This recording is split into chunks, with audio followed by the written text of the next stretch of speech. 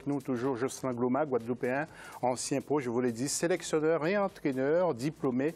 Et il vient de terminer son cursus. Bravo à Jocelyn Gloma en tout cas. Et puis nos éditos, il y a tout d'abord la femme en priorité, c'est Joël Montlouis, avocat et agent de joueurs. Et bien sûr, Saïd Afizi qui est là aussi avec nous. La question de l'AFC, souhaiteriez-vous que la CAN, la Coupe d'Afrique des Nations, change de date et passe de 2 à 4 ans? Pourquoi? Eh bien, vous continuez à intervenir sur nos réseaux sociaux. Le football international, les dernières hostilités avant les vacances.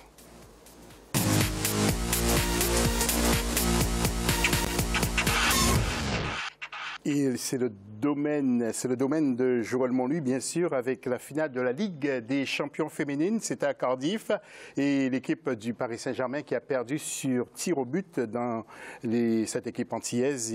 Dans cette équipe lyonnaise, pardon, il y avait Wendy Renard, qui est martiniquaise, Elodie Thomis et Mylène Tarieux, très très jeune joueur, mais très très très bonne. Et puis Laura Georges, que vous avez vu en image, que vous voyez d'ailleurs, qui joue avec le Paris Saint-Germain. Joël Montlouis, alors, un petit mot sur cette finale que vous avez suivie. 0-0 temps réglementaire. Et...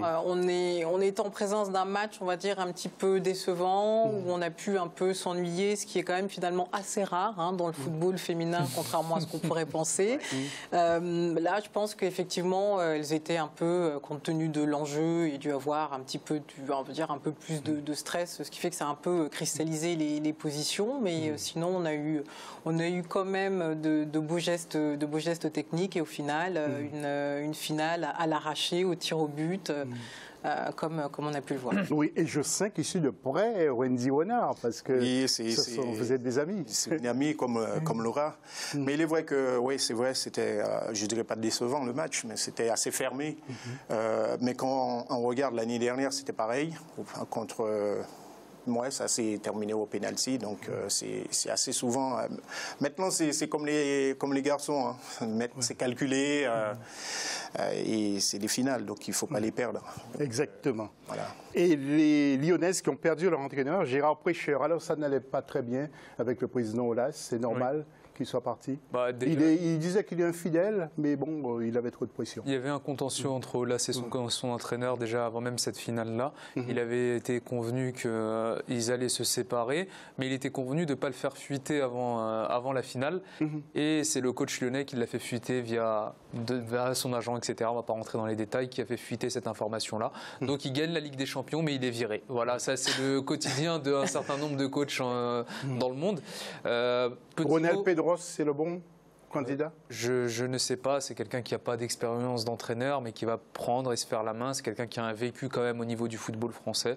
Donc je pense qu'il va pouvoir se faire la main et apprendre aussi lui de son côté. Donc c'est une bonne chose. Par contre, un petit mot quand même de consolation pour la gardienne de but parisienne, parce qu'elle m'a quand même fait un peu mal au cœur. Elle rate complètement son penalty, mais bon, forcément, il y avait un gagnant et un perdant, donc il ne faudra pas qu'elle se mette dans... Il faudra qu'elle se relève de cette déception. Voilà, Saïd qui apprécie beaucoup cette polonaise. Elle est très belle aussi, hein. Très belle blonde. Pas de commentaires. On me regarde. C'est marrant, je ne pose pas les mêmes questions dans les heures. On me regarde. Mais vous pouvez dire ce que vous pensez, hein, Joël. Hein. Tableau maintenant des résultats avec cette Ligue des champions féminines. Lyon PSG 7 tirs au but à 6. Et puis chez les hommes maintenant, Real Juventus 4-1. Alors quel match impressionnant en tout cas. Nous allons voir les images avant de retrouver vos commentaires. Les buteurs, 20e, Ronaldo.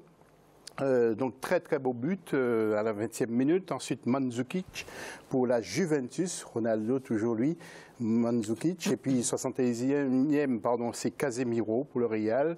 Ensuite vous allez voir encore Ronaldo tout à l'heure. Et puis pour terminer, le 4e, Asensio pour le Real. Joël, vous avez été séduite par ce match?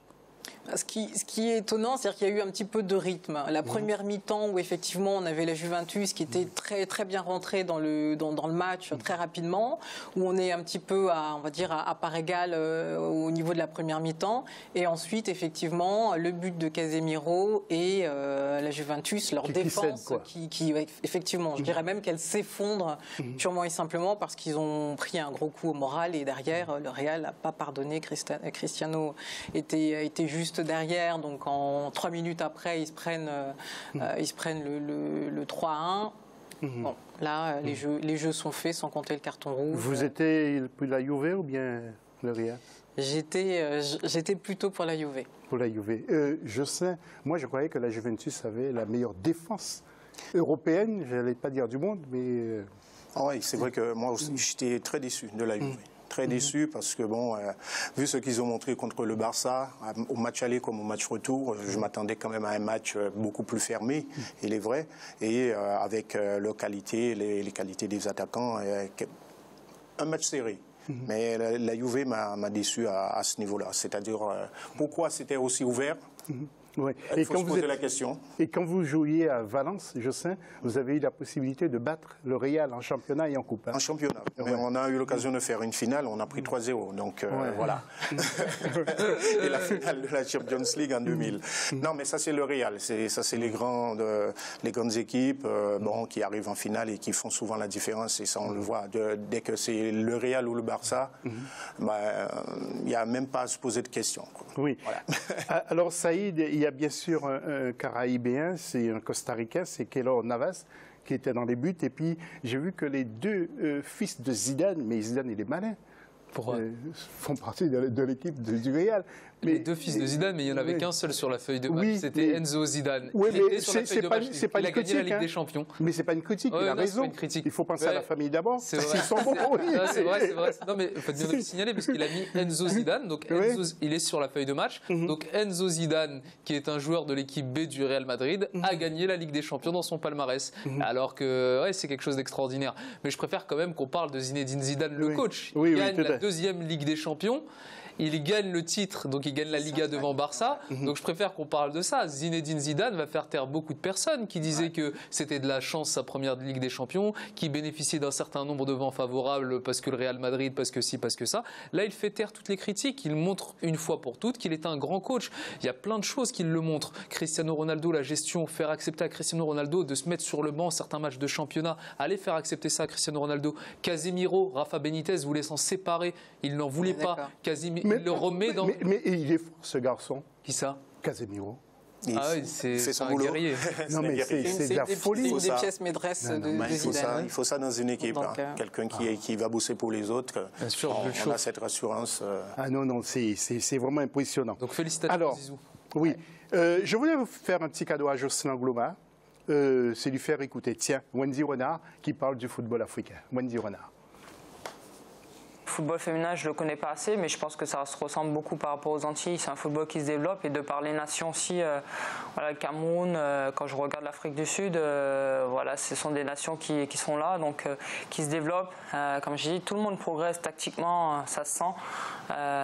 Et aussi, voilà, il y a une structure qui, aujourd'hui, ils permettent aux jeunes filles d'avoir une structure pour pouvoir travailler, évoluer. Donc, c'est vrai que ça rend les choses beaucoup plus facile. Oui. Jocelyn, dites-nous sincèrement, vous lui donnez des conseils de temps en temps? Non, bon, ça va. C'est vrai que défensivement, elle a besoin de rien. Mais quelquefois, c'est vrai qu'on parle, il y a certaines choses plutôt par rapport à ses coéquipières. Parce que quelquefois, on voit une façon de jouer. Moi j'étais quand même latéral droit. Quand je regarde jouer l'autre jour, Mbok, je me suis dit, il manquait quelque chose. Mais elle a l'habitude de jouer dans l'axe. Donc voilà. Oui. Et puis, rappelons les équipes qui ont été sacrées championnes de leur pays. Nous allons voir les images. La Juventus en Italie, Chelsea pour l'Angleterre, le Bayern en Allemagne, Benfica pour le Portugal et le Real pour l'Espagne. Vous avez suivi de près aussi, Jorel, ces équipes, certaines équipes? Oui, là on parle du meilleur du meilleur, donc effectivement, oui, on les suit. Oui. Vous êtes agent de joueur, avocate, ça bouge beaucoup pour le mercato là déjà ou pas? Là, le travail a déjà largement commencé. Donc, votre téléphone sonne tous les jours? Exactement. Ouais, il n'est jamais très loin. Il n'est jamais très loin. Saïd, un petit mot sur ces championnats, sur ces équipes, avec Yaya Touré qui a signé pour un an encore, avec Manchester City. Avec City. Un mot, disons qu'il n'y a aucune surprise, vraiment. Tous les grands, les favoris ont gagné leur championnat, hormis le PSG. Le PSG qui passe à côté et qui, Monaco est champion. C'est un beau champion. Monaco, ils méritent amplement leur titre. Mais le PSG qui s'est loupé sur cette saison-là. Donc, va falloir, tout n'est pas facile. Il va falloir bosser d'arrache-pied pour pouvoir faire une meilleure saison. Parce que là, cette saison-là n'était pas vraiment... Oui, Saïd, c'est la dernière fois que vous venez dans cette émission. Pourquoi? À cause du PSG, comme vous avez Non, critiqué. mais je suis parisien aussi. J'ai mal au cœur quand je dis ça.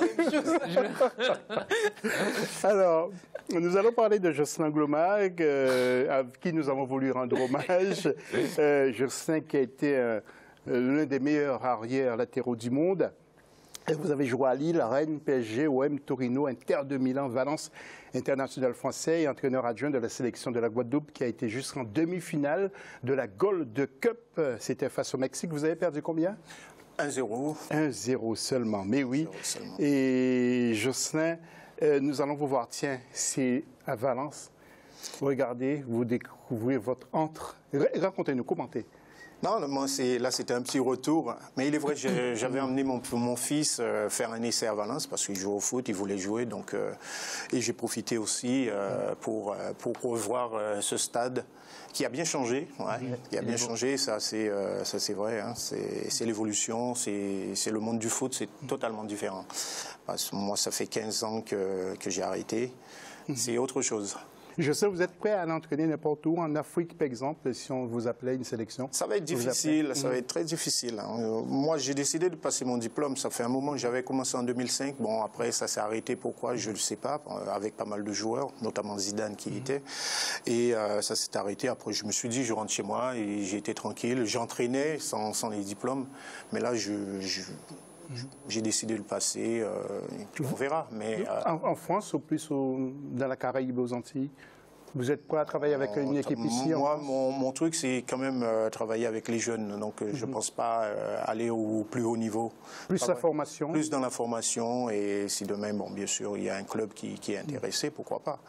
J'ai eu l'occasion de travailler en tant que recruteur sur les Antilles pour Lille il y a quelques années. Donc, ça aussi, ça en fait partie. Oui. Saïd, qu'est-ce que vous avez gardé de Jocelyn Gloma en tant que latéral? La Ligue des Champions, forcément. La Ligue des Champions, donc ça c'est le titre majeur, c'est le seul club en France qui l'a gagné.